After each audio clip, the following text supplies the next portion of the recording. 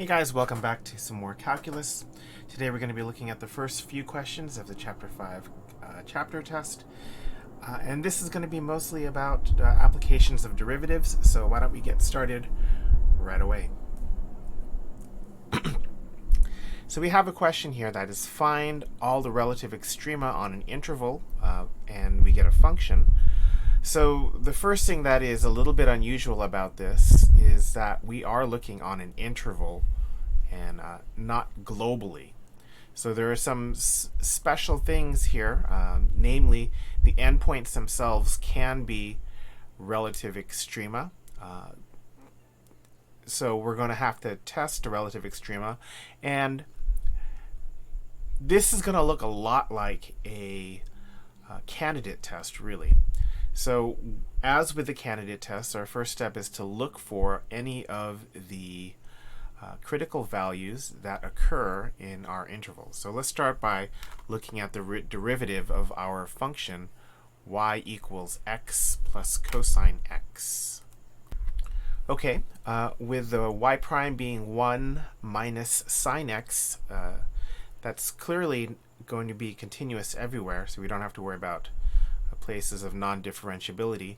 Now we just have to check when is this derivative equal to 0, which is the same thing as saying when is sine x equal to 1, and that's of course at only one place, and pi over 2 is that one place. Next here, just like a candidate test, we're going to set up a comparison of all of our candidates.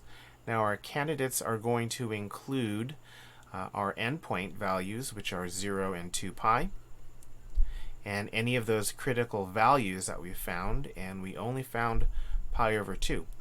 So we're going to evaluate the function, not the derivative, the function at these three places. So what are those values? Well, when y equals 0, when x equals 0, y is equal to 0 plus cosine of 0. Cosine of 0 is 1, so y is equal to 1. And then we're just going to go down the list, evaluating y for every one of our candidates. Okay, now let's maybe drawing this, a simplistic graph of this, might help us figure out exactly what's going on. So we're going to create our coordinate axis, and we're just going to roughly sketch out what these y coordinates would be. The first one is 0, 1, so let's say it's right about here. We have pi halves and 1.57, so that's a little bit higher than that. And then 2 pi would be 7.28, so a lot higher than that. We also have the added bonus of knowing that at pi halves, our derivative is equal to 0. So we have a horizontal slope coming in through pi halves. And maybe I should exaggerate this just a little bit. With our 0 slope at pi halves, we're going to get a function that is going to increase here from 0 to pi halves, temporarily stop increasing at pi halves, and then continue increasing. So really at pi halves, nothing substantial happens other than a 0 slope. That's not a relative minimum nor a relative maximum. So we're left with, on our interval, the only relative minimum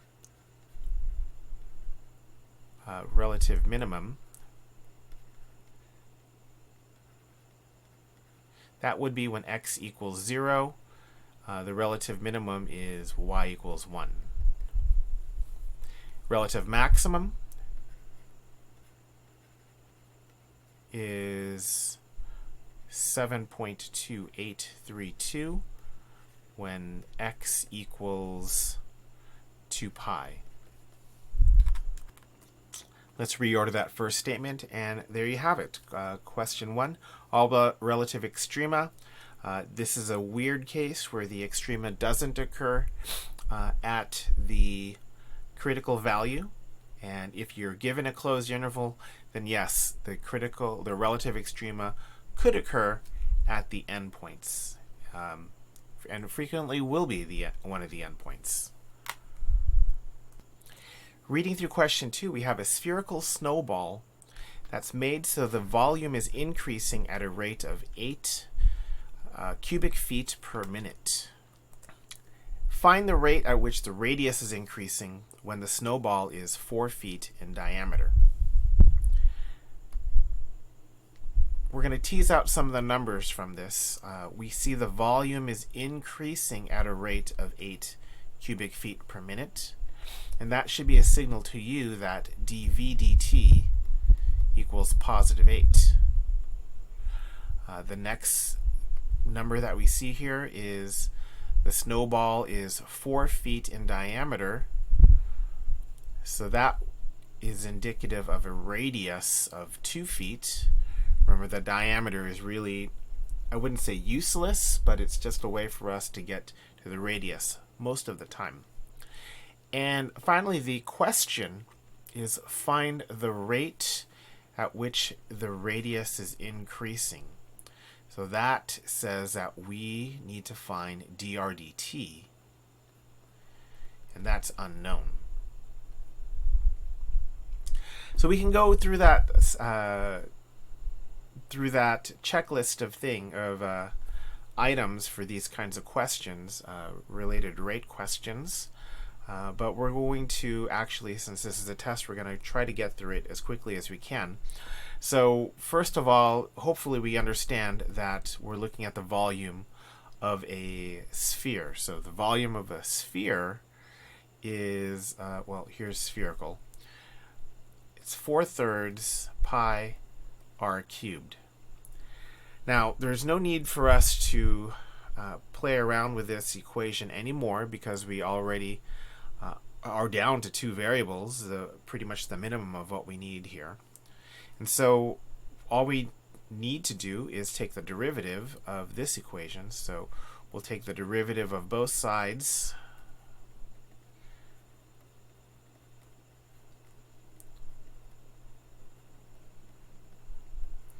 Okay, and that gets us a derivative of 4 pi r squared dr dt.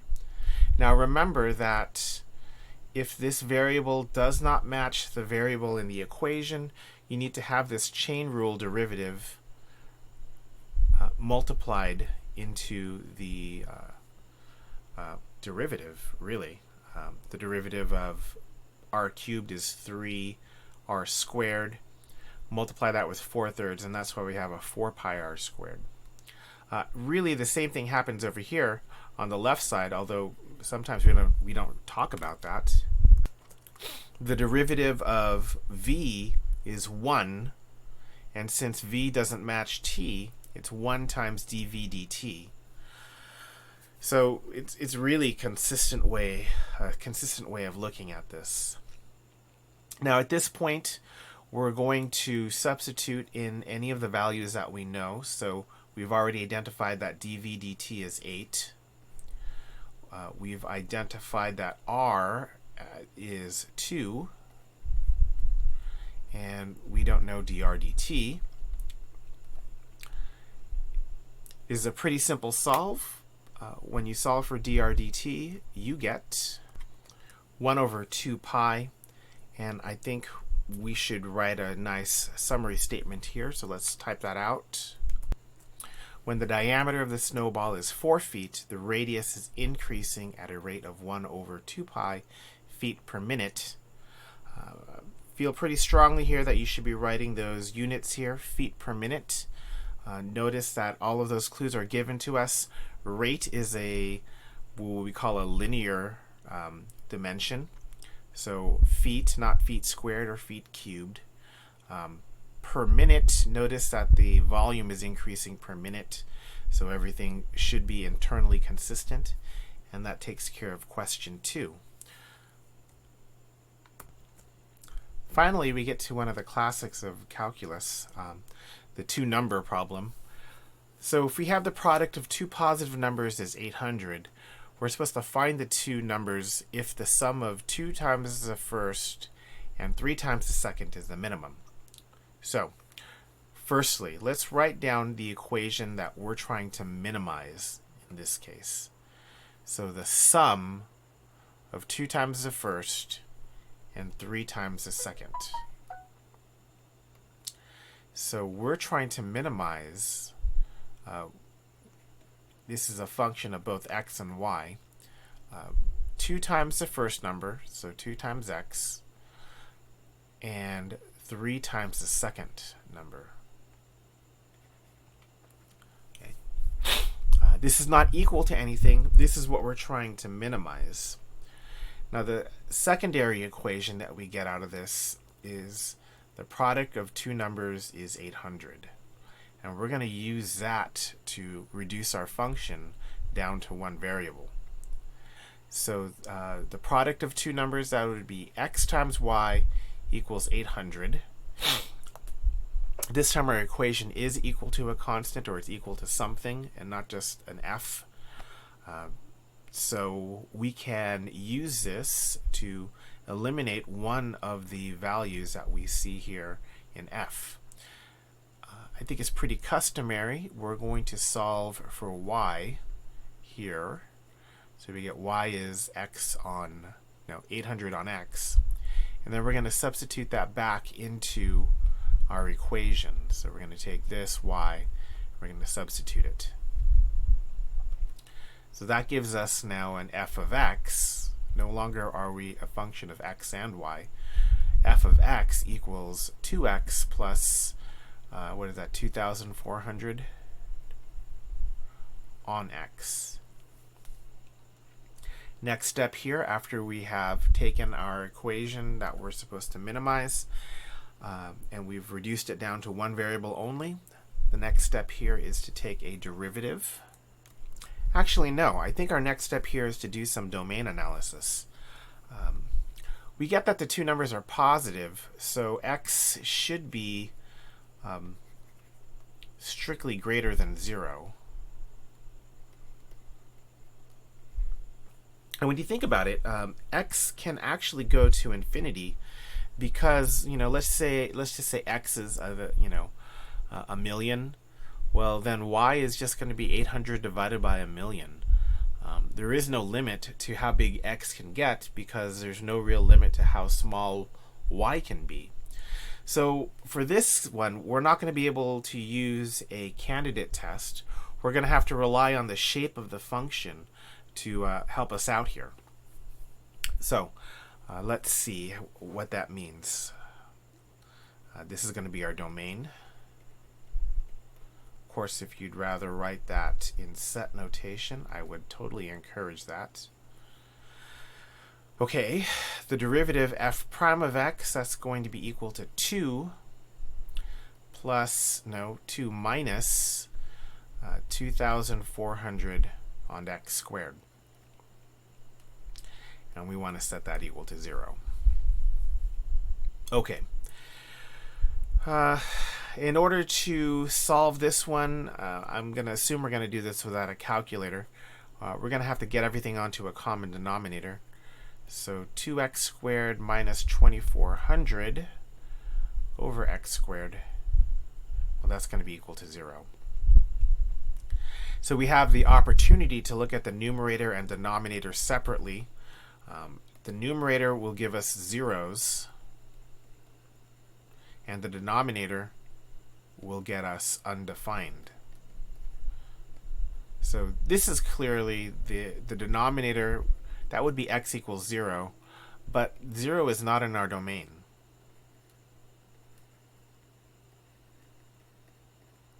So we don't have to worry about 0 as a critical value. Now the second one here, that takes a little bit longer solving, not too much more solving. We get ourselves the positive and negative roots of 1,200, but of course, since we know our domain is only includes positive values, the negative root 1,200 is also not in the domain. So we really only have one critical number to play around with, and that is that root 1200. Let's see how this works when we approach the number line for this problem. We'll do a quick number line over here, and of course at 0 we don't how do I say this? This is not, we should put our x values above, and then we're going to put our values of f prime below the axis. At 0 we have an open circle because of course our domain does not include 0, and we're going to go all the way to positive infinity, so the only other number of note here is going to be that root 1200. So let's take a look at the slope then.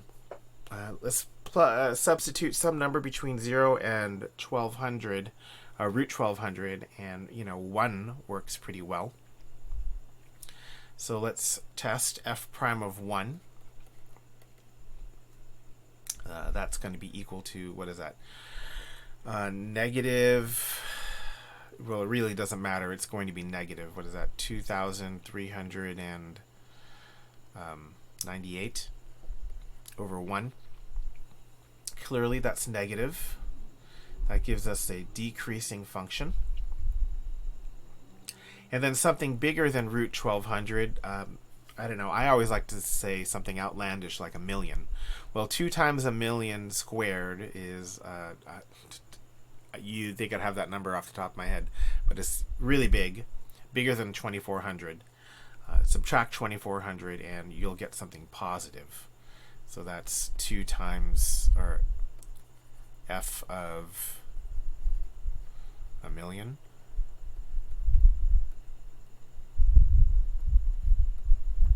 That's going to be greater than 0. So we have a positive here, and now the function is going to be increasing. So take a look at the shape that we have. 1200 is the only relative value, or the only critical value we have, and it's a relative minimum.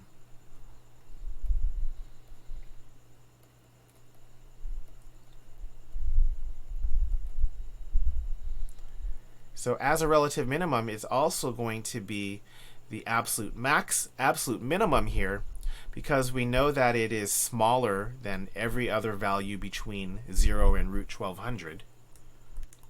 I should say f of root 1200 is smaller than every value between 0 and root 1200. And we also get that f of root 1200 is less than f of x for all x between root 1200 and positive infinity. Remember, that's because it is a relative minimum. So since it's a relative minimum and it's the only minimum, it has to be the absolute minimum. Okay, so therefore, f of root 1200 is the absolute minimum.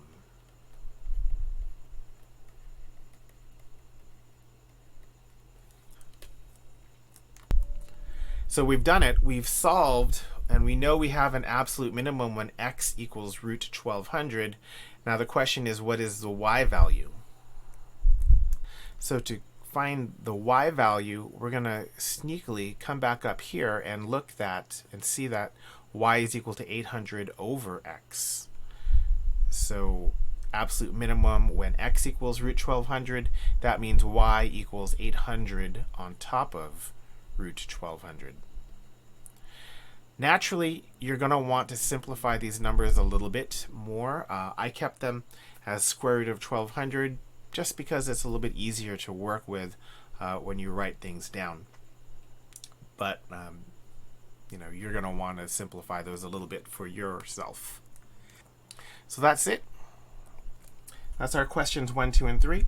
We're going to take a look at the rest of the questions in the future videos. So I'll see you when that happens. Have a good one.